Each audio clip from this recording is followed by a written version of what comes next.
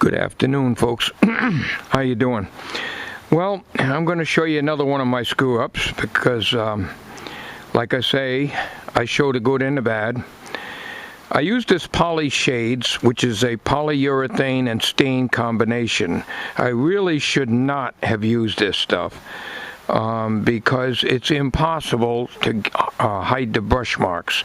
You use a foam brush, which is what I used here. And this is the cabinet, Tommy's CPAP machine.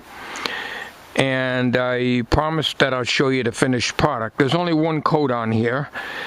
I'm not happy with the job, and I'll tell you why. When you're doing, you're doing, this is all dried out now, but anyways, when you're doing it, and you're going from here, well, you get the stain on the bottom shelf. Or if you're doing the bottom shelf first, and when you're doing the corners, you get the stain on the side. So you got this dark area here, and it shows. And the same with down here. And you can see all the brush marks. So I ended up taking the brush and going like this. Now, years ago when I made the entertainment center, I did it the old-fashioned way, and I should have done this the same way. Buy the stain, rub it on by hand with a rag, let that dry, and then coat it with either polyurethane or, can't say shellac, what the hell, varnish. Well, anyways, that's the way I used to always do them, and they used to come out good. When you use a brush, it looks like hell. Because you can see up here, you start, when you're doing the underside, well, you get some on this side. You're doing the underside here, and you're going to get a dark area here. So by the time you're ready to do this, I'm going like this with it, trying to pull it down.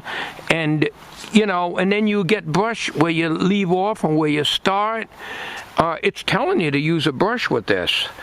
But, you can't very well use a rag because you got polyurethane in with the stain. So you can see here, it really looks horrible. And I went over this about a dozen times with the brush, just trying to smooth it out. It looks like hell. I'm not happy with it at all, but I wanted to show you what it is. So why they sell this stuff, I don't know. It might be all right if you're only doing a flat surface.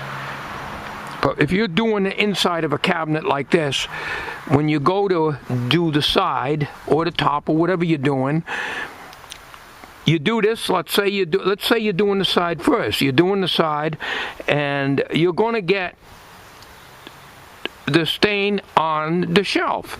So you got a border here, you got a border here when you're doing the back, and you got a border here. So by the time you get to this, you're going back and forth like this, and it's always darker in this area than it is in the middle, and it looks like hell.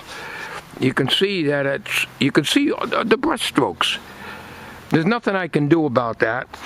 I'd have been better off just painting it brown and be done with it.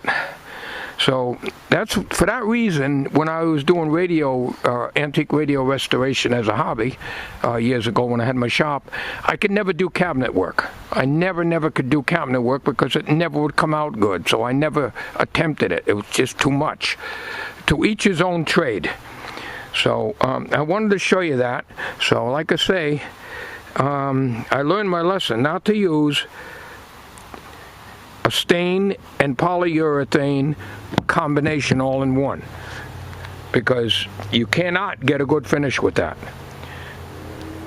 I guess they sell it to do a quick job and get the job done. I'd have been better off using oil-based stain. This is oil-based anyways.